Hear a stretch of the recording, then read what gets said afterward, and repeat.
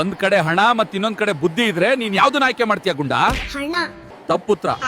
ನಾನು ಬುದ್ಧಿನ ಆಯ್ಕೆ ಮಾಡ್ತಿದ್ದೆ. ನೀವ್ ಹೇಳೋದು ನಿಜಾನೇ ಸರ್. ಯಾರ ಹತ್ರ ಏನಿಲ್ವೋ ಅದನ್ನೇ ಅವ್ರು ಆಯ್ಕೆ ಮಾಡ್ಬೇಕು. ಗುಂಡ, ತಾಜ್ ಮಹಲ್ ಯಾರ್ ಕಟ್ಟಿದ್ದು?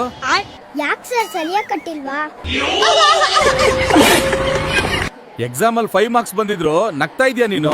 ಸರ್ ಆ 5 ಮಾರ್ಕ್ಸ್ ಹೆಂಗ್ ಬಂತು ಅಂತ ಯೋಚನೆ ಮಾಡಿ ನಗ್ತಾ ಇದ್ದೀನಿ. ನಿನ್ನ ಅಪ್ಪ ಅಮ್ಮ ಏನ್ ಮಾಡ್ತಾರೆ ಗುಂಡ? ನನಗ್ ಗೊತ್ತಿಲ್ಲ ಸರ್, ನನ್ನನ್ನು ಬೇಗ ಮಲಗಿಸ್ತಾರೆ. 5ರಲ್ಲಿ 5ನ್ನ ಕಳೆದ್ರೆ ಏನ್ ಉಳಿಯುತ್ತೆ ಗುಂಡ? ನನಗ್ ಗೊತ್ತಿಲ್ಲ ಸರ್. ನಿನ್ನ ಹತ್ರ 5 ದೋಸೆ ಇದ್ದು ನಾನು 5 ದೋಸೆನ ನಿನ್ನಿಂದ ತಗೊಂಡ್ರೆ ನಿನ್ನ ಹತ್ರ ಏನ್ ಉಳಿಯುತ್ತೆ? ನನ್ನ ಹತ್ರ ಬರೀ ಚಟ್ನಿ ಮತ್ತೆ ಸಾಂಬಾರ್ ಉಳಿಯುತ್ತೆ ಸರ್. ಗುಂಡ, ಕ್ಲಾಸಲ್ಲಿ ನಿದ್ದೆ ಮಾಡ್ತಿದ್ದೇನೋ?